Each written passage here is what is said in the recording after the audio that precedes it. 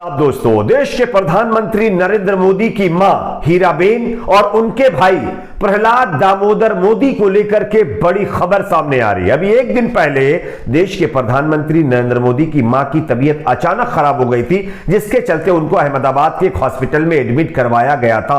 अब हॉस्पिटल की तरफ से पीएम मोदी जी की मां का हेल्थ बुलेटिन जारी किया गया है और इस हेल्थ बुलेटिन में क्या अपडेट है इसकी जानकारी आगे आपको देंगे। साथ ही साथ दोस्तों, एक और दुखद खबर प्रधानमंत्री नरेंद्र मोदी के भाई प्रहलाद दामोदर मोदी को लेकर के सामने आ रही है। उनका एक कार एक्सीडेंट हो गया जिसमें वो घायल हो गए हैं, इसकी भी आपको जानकारी देंगे। दो और बड़ी खबरें इस वीडियो के जरिए से आपके सामने रखेंगे। दूसरी बड़ी खबर, कोरोना लॉकडाउन और कोरोना नियमों के उल्लंघन के मामले पर कांग्रेस को घेरने वाली बीजेपी खुद अब फंस गई है। खुद बीजेपी के नेता, और वो भी दिग्गज नेता, किस तरह से कोरोना पर कांग्रेस को सबक सिखा रहे थे और वो खुद कोरोना नियमों का किस तरह से उल्लंघन कर रहे हैं, इसकी तस्वीरें आपको दिखाएंगे। तीसरी बड़ी खबर कर्नाटक से सामने आ रही है, जहां पर अब अयोध्या की तर्ज पर राम मंदिर बनाया जाएगा। इसको लेकर के खुद शिक्षा मंत्री का बड़ा बयान सामने आया है, जो आगे अब आपको सुनाने वाले। उससे पहले छोटी सी रिक्वेस्ट करेंगे, वीडियो को लाइक करके ज्यादा से ज्यादा शेयर करें, चैनल को सब्सक्राइब करके बेल आइकन को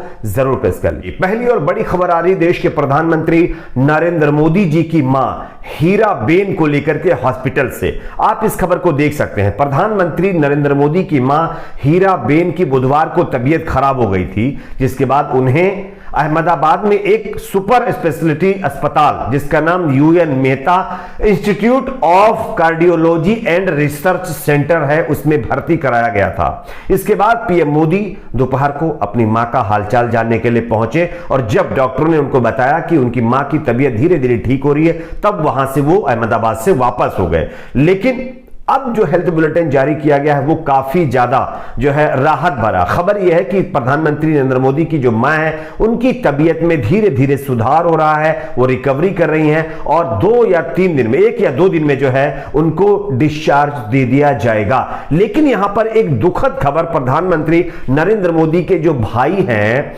प्रहलाद मोदी, उनको लेकर के सामने आ रही है। मैं आपको खबर दिखा रहा हूं, आप देख सकते हैं। खबर यह है कि प्रधानमंत्री नरेंद्र मोदी के भाई प्रहलाद दामोदर मोदी ने बुधवार को वो कर्नाटक के एक कडाकोला गांव के अंदर वो गए थे और वहीं पर कार दुर्घटनाग्रस्त उनकी हुई, जिसमें उनके परिवार समेत 5 लोग इंजर्ड हुए थे। और अब यह खबर है कि वो भी धीरे धीरे ठीक हो रहे हैं। हादसे में प्रहलाद मोदी की ठुड्डी में चोट लगी है और उनके बेटे मेहुल प्रहलाद मोदी, बहू जिंदल मोदी और उनके 6 वर्षीय पोते मेहुल मोदी को भी चोटें आई हैं। हालांकि ये पूरी उसके पीछे वजह यह बताई जा रही है कि ड्राइवर ने अपना नियंत्रण गाड़ी से खो दिया था और इसकी वजह से उनकी गाड़ी जाकर के डिवाइडर में टकरा गई और उसके बाद यह हादसा हुआ है। हालांकि वो मर्सिडीज गाड़ी में थे, इस वजह से कोई बड़ा हादसा नहीं हुआ। जिस वक्त गाड़ी की टक्कर डिवाइडर से हुई उस वक्त एयरबैग्स ओपन हो गए, जिसकी वजह से उनको कोई ज्यादा चोटें नहीं आई है। खैर, प्रधानमंत्री नरेंद्र मोदी ने अपने परिवार वालों से, अपने भाई से भी फोन पर बात की है और जल्द उनके स्वस्थ होने की कामना की है। फिलहाल वो भी अब जो है एक तरह से खतरे से बाहर है और सभी के सभी सदस्य महफूज हैं, ये अच्छी बात है। बात करेंगे दूसरी खबर की।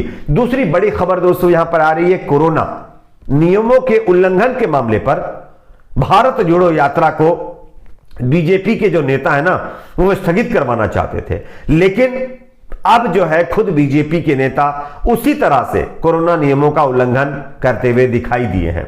आप जानते हैं कि बीजेपी के कई नेताओं ने ये कहा कि राहुल गांधी की भारत जोड़ो यात्रा के अंदर कोरोना नियमों का उल्लंघन किया जा रहा है, लोग फेस मास्क नहीं लगा रहे हैं, सैनिटाइजर नहीं यूज कर रहे हैं, ऐसे मतलब सोशल डिस्टेंसिंग का ख्याल नहीं रख रहे हैं, ऐसे कई आरोप लगाए गए। लेकिन अब ये तस्वीर आप देखिए जो मैं आपको दिखा रहा हूं। बोलता हिंदुस्तान ने यह खबर छापी और लिखा है कि यह वो लोग हैं जो 2 दिन पहले मास्क पहनकर लोकसभा चला रहे थे और आज बिना मास्क कंबल बांट रहे हैं। आप देख सकते हैं ओम बिरला जी हैं, जो एक आप समझ सकते हैं लोकसभा पार्लियामेंट के वो एक तरह से स्पीकर हैं और वो खुद जब लोगों को कंबल बांटने के लिए पहुंचे एक जगह पर, तब उनके मुंह पर ना तो मास्क था, ना सोशल डिस्टेंसिंग का किसी तरह से कोई इसमें ख्याल किया गया है। अब इस तस्वीर को ट्वीट करते हुए कांग्रेस पार्टी ने सवाल खड़े किए हैं कि जो बीजेपी के नेता लोकसभा के अंदर मास्क लगा करके बड़ी बड़ी बातें कर रहे थे कि हमको कोरोना नियमों का पालन करना चाहिए, फेस मास्क यूज करना चाहिए, सोशल डिस्टेंसिंग का ख्याल रखना चाहिए, अब वो खुद कंबल बांट रहे हैं, ना तो उसमें सोशल डिस्टेंसिंग नजर आ रही है, ना फेस के ऊपर मास्क नजर आ रहा है। तो ये कैसा मतलब जो है सिस्टम है, ये एक तरह से आरोप लगाते हुए उन्होंने कांग्रेस पार्टी की तरफ से पवन खेड़ा ने बीजेपी को आड़े हाथों लिया है। एक और खबर की बात करेंगे दोस्तों, जो कि आ रही है कर्नाटक से। कर्नाटक के अंदर अगले साल विधानसभा चुनाव होने वाला है, लेकिन उससे पहले बीजेपी चुनाव जीतने के लिए कई प्रयास कर रही है। बीजेपी के अंदर आप लोगों ने देखा भी होगा कि किस तरह से बगावत काफी ज्यादा चरम पर है, लेकिन अब बीजेपी ने इन तमाम चीजों की काट निकाली है। आप इस खबर को देखिए, कर्नाटक में अगले साल की शुरुआत में ही विधानसभा चुनाव होने वाले हैं। सरकार बचाने की चुनौतियों से जूझ रही भारतीय जनता पार्टी ने तैयारी भी शुरू कर दी है। मुख्यमंत्री बसवराज बोम्मई जल्द ही कैबिनेट का विस्तार और असंतुष्टों को मनाने की कोशिश कर सकते हैं, लेकिन उससे पहले खबर आ रही है कि बुधवार को विधानसौधा में मीडिया से बात करते हुए एक शिक्षा मंत्री है बीजेपी की तरफ से, जिनका नाम डॉक्टर सीएन नारायण बताया जा रहा है। उन्होंने यह कहा है कि कर्नाटक में राम मंदिर की तर्ज पर एक और नया राम मंदिर बनाया जाएगा। इसकी घोषणा राज्य के अगले बजट में कर दी जाएगी। इस परियोजना की अगुवाई उत्तर प्रदेश के मुख्यमंत्री योगी आदित्यनाथ करने के लिए जाएंगे। बुधवार को उन्होंने इस पर पूरा प्लान रखा है।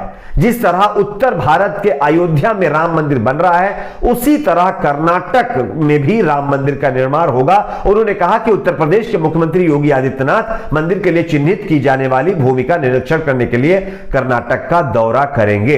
केंद्रीय मंत्री अमित शाह के कर्नाटक दौरे पर टिप्पणी करते हुए उन्होंने यह भी कहा है कि गृह मंत्री के दौरे का राज्य में आगामी चुनाव से कोई लेना देना नहीं है। उन्होंने कहा कि चुनाव आयोग उचित समय आने पर चुनाव की तारीखों का ऐलान करेगा।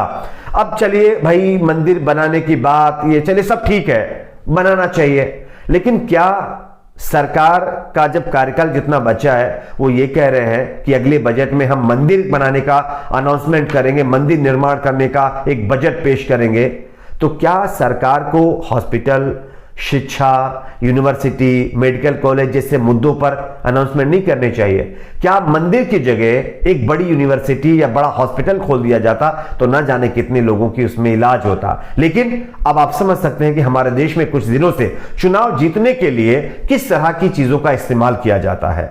धार्मिक मुद्दे उठा करके, धार्मिक चीजों पर काम करके लोगों को जो बेसिक नीड उससे हटा दिया जाता है। कुछ इसी तरह का नजारा यहां पर भी देखने को मिल रहा है। आपकी अपनी इस पर क्या राय है, जरूर बताइए। वीडियो को लाइक, शेयर, चैनल को सब्सक्राइब जरूर करें।